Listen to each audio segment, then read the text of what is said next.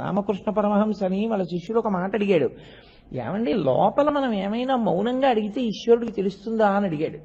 అడిగితే రామకృష్ణ పరమహంస ఆయన అన్నారు, నీ ఇంట పాకుతున్నటువంటి ఎర్రచీమలు ఉంటాయి కదా, చిన్ని చిన్ని ఎర్రచీమలు, దాన్ని చాలా జాగ్రత్తగా చచ్చిపోకుండా ఒడిసి పట్టుకుని బంగారం కొట్టుకి తీసుకెళ్ళి దాని కాలి ఆదికి బంగారు పట్టీ చేయించి మువ్వలతో దాన్ని తీసుకొచ్చి మళ్ళీ ఆ పట్టీ చేసి కంసాలివాడు ఇచ్చే వరకు జాగ్రత్తగా చీమను అట్టెపెట్టి ఆ పట్టీ ఆయన ఇచ్చిన తర్వాత దాని పాదములకు కట్టి చీమని విడిచిపెడితే అది పాకుతున్నప్పుడు దాని పాదములకు కట్టినటువంటి బంగారు పట్టీల యొక్క మువ్వల ధ్వనులు ఈశ్వరుడు వినగలడు. నీలోని మాట వినలేడని ఎందుకు అనుకుంటున్నావు? ఆయన వినగలడు. అందుకే సనాతన ధర్మంలో అన్నిటికన్నా గొప్పది ఏమిటంటే, మీరు ఎంత చప్పుడు చేయకుండా చేస్తారో జపం అదంత గొప్ప. మీరు పైకి ఎంత గట్టిగా చేస్తారో దానికి అంత తక్కువ ఫలితం. మీరు ఎంత మౌనంతో చేస్తారో, ఎంత లోపలికి వెళ్ళి చేస్తారో, ఎంత పట్టుకుని చేస్తారో అది అంత గొప్పది.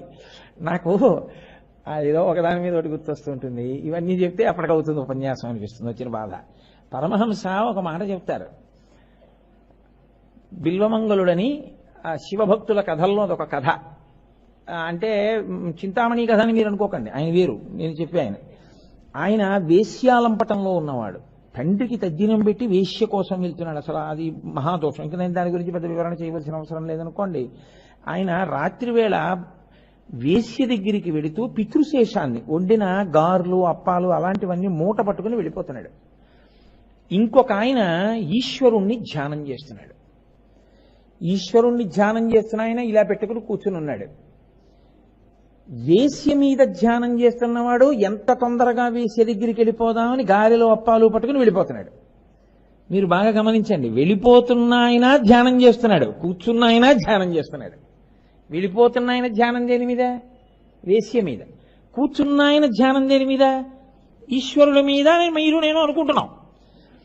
ఈ వెళ్ళిపోతున్న ఆయన కూర్చుని ధ్యానం చేస్తున్న ఆయన కాలు తొక్కాడు. ఆయన వెంటనే కళ్ళు తెరిచాడు, బుద్ధుందా లేదా, నన్ను తన్నుకుంటూ వెళ్ళిపోతున్నావు అన్నాడు. ఆయన అన్నాడు, నేను ధ్యానంలో ఉన్నాను, నువ్వు ధ్యానంలో ఉన్నావు, ఏ వస్తువు అన్నది పక్కన పెట్టు. నేను ఒక దాని మీద ధ్యానంలో ఉండడంలో చూడకుండా నీ కాలు తగిలింది. నువ్వు దేని మీదో ధ్యానంలో ఉన్నవాడికి నీకెలా తెలిసింది నీ తండ్రిని? నీ ధ్యానం కన్నా నా ధ్యానం గొప్పది కదా. వస్తువు ఏదో పక్కన పెట్టు, ఏ వస్తువుని పట్టుకున్నానన్నది పక్కన పెట్టే. ధ్యానము నాదే గొప్ప నీదా అని అడిగాడు. ఆయన మహానుభావుడై ఈశ్వరుల్లో కలిసిపోయాడు తర్వాతి కాలంలో.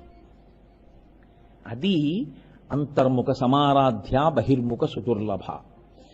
లోపలికి వెళ్ళడం రావాలి, మౌనంగా ఈశ్వరుణ్ణి పట్టుకోవడం రావాలి, ధ్యానమునందు తాదాత్మ స్థితిని అనుభవించడం రావాలి. కాబట్టి వైరాగ్య సుఖమిమ్మని మీరు ఎవరిని అడగాలి?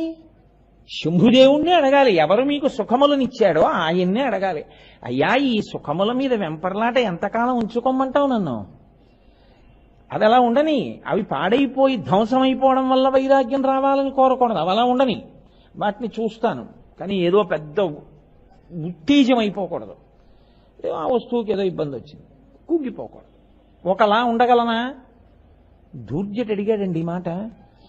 రోసీరోయదు కామినీ జనుల తారుణ్యోరు సౌఖ్యంబులన్ బాసీబాయద పుత్రమిత్రధన సంపద్ధాంతి వాంఛాలతల్ కోశీకోయదు నామ నంబకట నీకున్ ప్రీతిగా సత్క్రియల్ చేషీ చేయదు దీని త్రుళ్ళన చవే శ్రీకాళహస్తీశ్వర అన్నాడు.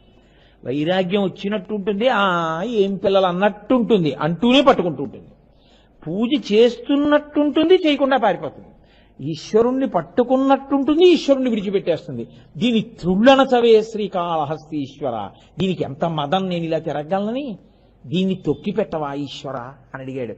వైరాగ్య సుఖమిమ్మని అడిగాడు. కాబట్టి ఇప్పుడు ఈ వైరాగ్య సుఖము మీకు ఇప్పించగలిగిన వాడెవరో ఆయన కూడా శంభుదేవుడే. అయితే మీరు ఇక్కడ ఒక ప్రశ్న వేస్తారు, నాకు తెలుసు. ఏమంటే వైరాగ్యం వస్తే ఇల్లు వదిలి వెళ్ళిపోమా? ఏమీ అయిపోదు. వైరాగ్యం వస్తే మీరు ఈ బట్ట రంగు కూడా ఏం మార్చక్కర్లేదు. మీరు ఎక్కడున్నారో మీరు అక్కడే ఉంటారు, అక్కడే ఉండొచ్చు కూడా. వైరాగ్యం అన్న మాటకు అర్థం ఏమిటో తెలుసా అండి? నేను గంట సేపు ఉపన్యాసం చెప్పే కన్నా ఓ ఉపమానం చెప్పేస్తే తేలిక. గాలియే వైరాగ్యమునకు ఉదాహరణ. మీరు చూడండి, గాలి అలా వెళ్ళిపోతూ ఆ పువ్వుల మీదకి వస్తుంది. ఆ పుష్పముల మించి వెళ్ళడంలో సౌరభం అవుతుంది, మంచి సువాసనతో అలా ముందుకు వస్తుంది. వస్తే అబ్బా ఎంత మంచి గాలో అంటారు. ఆ గాలే అలా ముందుకెడుతుంది. ఏదో ఒక పశువు విసర్జించినటువంటి మలం మించి వెడుతుంది, చాలా దుర్గంధం అవుతుంది. చ ఏం గాలి అంటారు. పశువు యొక్క మలం మించి వెళ్ళేటప్పుడు దానికి సంగం లేదు. అయ్యో దీని మించి నేను వెళ్లకుండా ఇలా పక్క నుంచి వెళ్ళిపోతాను ఇంకో పువ్వుల మీద, కానీ గాలి ఏం వెళ్ళదు. చచ్చిపోయిన కుక్క కళేబరం మించి వెళ్ళేటప్పుడు దానికి ఏమీ సంగం ఉండదు. పువ్వుల మించి వెళ్ళేటప్పుడు దానికి ఏమీ సంగం ఉండదు. ఈశ్వరుడి మించి వెళ్ళేటప్పుడు దానికి ఏమీ సంగం ఉండదు. శవం మించి వెళ్ళేటప్పుడు దానికి ఏమీ సంగం ఉండదు. అది అన్నిటి మించి వెడుతూ ఉంటుంది. అన్ని వాసనలకి కింద తాను మారుతుంది. కానీ అలా మారినది అలా ఉండిపోయిందని మీరు అనుకుంటున్నారు, అది గాలి, అది అలా వెళ్ళిపోతుంటుంది అంతే. దానికి దేనితోనూ సంగం ఉండదు. అందుకే మనకి పవిత్రమైన జీవితానికి ఉదాహరణగా ఏం చెప్తారంటే మేరునగ ధీరుడు అంటారు. పర్వతాన్ని చెప్తారు, నదిని చెప్తారు. నది అంత పవిత్రం ఎందుకో తెలుసా అండి? నదియే మనకి జీవితాన్ని నిర్దేశకత్వం చేస్తుంది. అందుకే కుంతీదేవి భాగవతంలో ప్రార్థన చేస్తూ యాదవులందు పాండు సుతులందు నాకు మోహ విచ్ఛేదము చెయ్యుమయ్య ఘన సింధువు చేరిడి గంగభంగి నీపాద సరోజ చింతనముపై అనిశము మదీయ వృత్తి అత్యాదర వృత్తితో గదియగనట్లు చేయగదయ్యా ఈశ్వరా అని అడుగుతుంది. అది వైరాగ్యం అంటే. యాదవులందు పాండుసుతులందు నాకు మోహ విచ్ఛేదము చెయ్యుమయ్యా. ఈ పిచ్చి, ఈ మమకారం ఉత్తినే అంటాడు. ఏముందండి, కడుపున పుట్టిన వాళ్ళు కూతురు పెళ్ళి అయిపోయి కొడుకు పెళ్ళి అయిపోతే నా బాధ్యతలు అయిపోయాయి అంటాడు. మీరు అనుకుంటున్నారా నిజమని? కూతురు పెళ్ళి అయిపోయాక అంటాడు మనవడు పుట్టి వాడు చక్కగా అలా నాతో పాటు వచ్చి వాడు కారు దిగి వాడు గజేంద్ర మోక్షంలో పద్యాలన్నీ వాడికి వచ్చేసి వాడు నా కాళ్ళు ఎత్తుతూ వాడు ఒక్క ఊపిరి తీస్తే ఇంకా మళ్ళీ ఊపిరి పూర్తయ్యే లోపల పద్యాన్ని దమ్ము పట్టి వాడు చదువుతుంటే ఒక్కొక్క సమాసం పోతనగారు వేసింది. అలవైకుంఠపురంబులో నగరిలో ఆమూల సౌధంబుదాపల మందారవనాంతరామృత సరహ ప్రాతేందుకాంతోపలోత్పల పర్యంకరమా వినోదియగు ఆపన్న ప్రసన్నుండు విహ్వల నాగేంద్రము పాహీ పాహీయన కుయ్యాలించి సవరంభియై అని నా మనవడు పద్యం చదువుతుంటే ఆనాడు నేను మురిసిపోతాను, నా మనవడికి పద్యాలు నేర్పుతానంటాడు. అయిపోయిందని మీరు అనుకుంటున్నారా? ఒక మనవరాలు పుట్టి తెల్లటి పిల్ల, దానికి ఎర్రటి పట్టులంగా కడితే అది కారులోంచి దిగి అది ఇలా లంగా ఇలా ఎత్తి పట్టుకుని రెండు చేతులతో తాతగారండి తాతగారండి అని నా చిటికిన వేలు పట్టుకుని అది వస్తే దానికి బాలపూజ చేస్తే అది కుర్చీలో కూర్చొని బాలపూజ చేయించుకుంటుంటే నేను బాలపూజ గురించి ఉపన్యాసం చెప్తే అబ్బాయి ఎప్పుడో అంటాడు. అయిందని మీరు అనుకుంటున్నారా? ఆ తర్వాత కొడుకు, ఆ తర్వాత కొడుక్కి పిల్లలు, ఆ తర్వాత వాళ్ళ పెళ్లిళ్ళు, వాళ్ళ ఉపనయనాలు, వాళ్ళకి పిల్లలు, ఆఖరికి ఈయన ఎక్కడ ఉంటాడో తెలుసా? ఇంటెన్సివ్ కేర్ యూనిట్ ఎప్పుడప్పుడు. అప్పుడు ఏమంటాడంటే ఇంకా నేను బతికుంటే బాగుండంటే బాగుండదు కదా, ఉండి ఏం చేసావు, ఇన్నేళ్లుండితి నేమి కంటి నేను ఎవ్వారి రక్షించదన్నని అడిగాడు దుర్జటి. అది ధైర్యం అంటే, మొనగాడంటే అది. ఈశ్వరుడి దగ్గరికి వెళ్ళి అన్నాడు ఇన్నేళ్లుంటిని ఏమి కంటి నిక నేను ఎవ్వారి రక్షించదన్. ఏమిటా ఇన్నాళ్ళుంచో ఏమినే చేసింది? ఉంచితే మాత్రం ఏం సాధిస్తానయా? మార్చు నా మనసుని. లేని దానికి ఎందుకు ఏం చేయమంటావు? ఉండి నిలదీసి అడిగాడు ఈశ్వరుణ్ణి. ఆ అడిగిన వాడు ఉన్నాడే వాడు సాధకుడు. అంతేకాని ఈశ్వరుడి దగ్గరికి వెళ్ళి అక్కడ కూడా నటరత్న నట సార్వభౌమాల తాను చాలా భక్తిగా బతికేస్తున్నట్టు చేస్తే పూజ చేసేస్తే ఈశ్వరుడికి తెలియదండి ఏం చేస్తున్నావు. ఈశ్వరుడికి నిజంగా మీ బలహీనత చెప్పడం మార్గం. కాబట్టి వైరాగ్య సుఖం ఇమ్మని ఎవరిని అడగాలి? ఆయన్నే అడగాలి.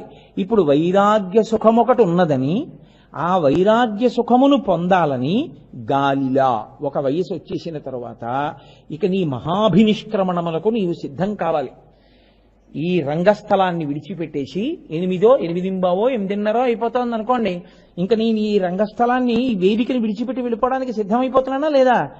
అలా దీన్ని విడిచిపెట్టేసి ఈశ్వరుని యందు ఐక్యమైపోవడానికి సిద్ధం చేసేసుకోవాలి సంబారాలని.